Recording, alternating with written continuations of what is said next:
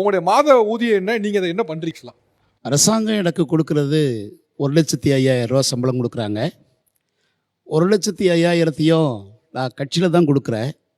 கட்சி எனக்கு மாதம் 11,250 ரூபா சம்பளம் கொடுக்குறாங்க. அதை வச்சு தான் என்னுடைய குடும்பத்தை நான் வந்து பாதுகாக்கிறேன். காரணம் என்னன்னு சொன்னால், நான் சட்டப்பேரவை உறுப்பினராக தேர்வு பண்ணுறதுக்கு யாருக்கும் நான் குவார்ட்டர் வாங்கி கொடுக்கல, பிரியாணி வாங்கி கொடுக்கல, பரிசு பொருட்கள் கொடுக்கல, ஓட்டுக்கு காசு கொடுக்கல. இன்னும் சொல்லப்போனால் என்னுடைய சொந்த பணத்தை 1 ரூபா கூட செலவழிக்காமல் சட்டப்பேரவை உறுப்பினராக கதிரகோட்டை தொகுதி மக்கள் தேர்வு செய்திருக்கிறாங்க. அதற்கு பெரிய நான் மகிழ்ச்சியை தெரிவிக்கிறேன்.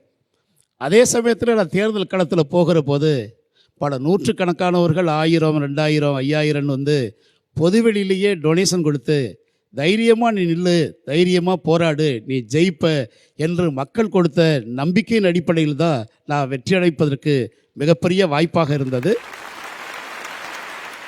அரசாங்கம் கொடுக்க எம்எல்ஏ அப்படிங்கிற பதவிக்கு உங்களுக்கு அரசாங்கம் கொடுக்கக்கூடிய ஊதியம் வந்து 1,05,000 ரூபாய். அந்த 1,05,000 நீங்கள் கட்சிக்கு கொடுத்துட்றீங்க. 11,500 ரூபாய் உங்களுக்கு கொடுக்குறாங்க. அதை வைத்து போதுமானதாக இருக்கா? நீங்கள் உங்களுக்கு புரிஞ்சுக்க முடியுது, உங்கள் மனைவியோ இல்லை மற்றவங்களோ என்ன சொல்கிறாங்க இதை பற்றி? 1,00,000 ரூபா வருது, 1,00,000 ரூபாயும் கொடுத்துட்றீங்க, 11,000 வச்சு குடும்பம் நடத்தணுங்கிறத மனைவி என்ன சொல்கிறாங்க, உற்ற உறவினர்கள் என்ன சொல்கிறாங்க? உங்களுக்கு 11,000 ரூபா போதுமானதாக இருக்கா? எனக்கு 11,250 ரூபாங்கிறது போதுமானது. என்னுடைய மனைவி 100 நாள் வேலைக்கு போயிட்டுருக்குறாங்க. 100 நாள் வேலைக்கு போகிறாங்களா? சும்மா ஆடு வளர்க்குறாங்க, மாடு வளர்க்குறாங்க, அதனுடைய பயன்பாடு இருக்கிறது. ஒரு எளிய குடும்பம். உங்களுக்கு வீட்டை பார்த்தா தெரியும், பெரிய செலவுகள் எதுவும் கிடையாது. ஆகவே நமக்கு வந்து ஒரு எளிய வாழ்க்கை. என்னுடைய துணைவியார் என்ன கேட்டாங்கன்னா, 1,05,000 சம்பளம்னு சொல்லிக்கிறாங்களே, அதை ஒரு நாளாவது நீ வந்து கண்ணில் காட்டு அப்படின்னு தான் அவங்க சொன்னாங்க. கண்ணில் காட்டுறதுக்கான வாய்ப்பு கையில் வாங்கலை, பேங்க்லேயே டிரான்சாக்ஷன் ஆயிடுது. ஆகவே பேங்க் மூலமே கையெழுத்து போட்டு கொடுத்துறதுனால அது கட்சிக்கு போயிடுதுன்னு சொன்னாங்க. சொன்ன உடனே அவங்க ஒரு மகிழ்ச்சி தான்.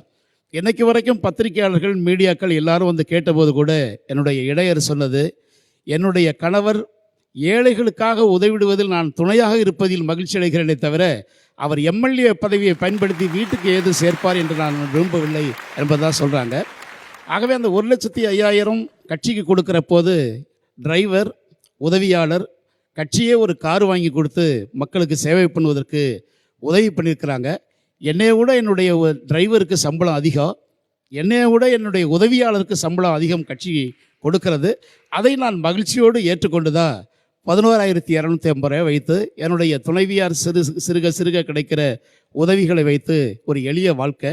நான் சட்டப்பேரவையில் பேசுகிற போது கூட என்ன சொன்னேன்னா, அந்தியோதயா அன்னை யோஜனா திட்டத்தில் மாதம் 35 கிலோ அரிசி வாங்குகிற ஒரு ஏழை குடும்பத்தை சார்ந்தவன் ஒரு 100 ஆண்டு பாரம்பரியம் கொண்ட சட்டப்பேரவைக்குள் வந்திருப்பதை நான் மகிழ்ச்சியோடு பார்க்கிறேன் என்று தான் தெரிவித்தேன்.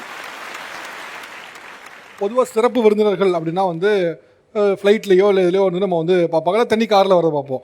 இப்போ அவர் ஊர்லேருந்து எப்படி வந்தார் அப்படின்னா, ஊர்லேருந்து ட்ரெயின் பிடிச்சி சென்னை வந்துட்டு, சென்னையிலேருந்து அரசு பஸ்ஸை பிடிச்சி கவர்மெண்ட் எம்எல்ஏ ஹாஸ்டலுக்கு போய் தங்கிட்டு அங்கேருந்து கார் வச்சு நிகழ்வுக்கு வந்தார்.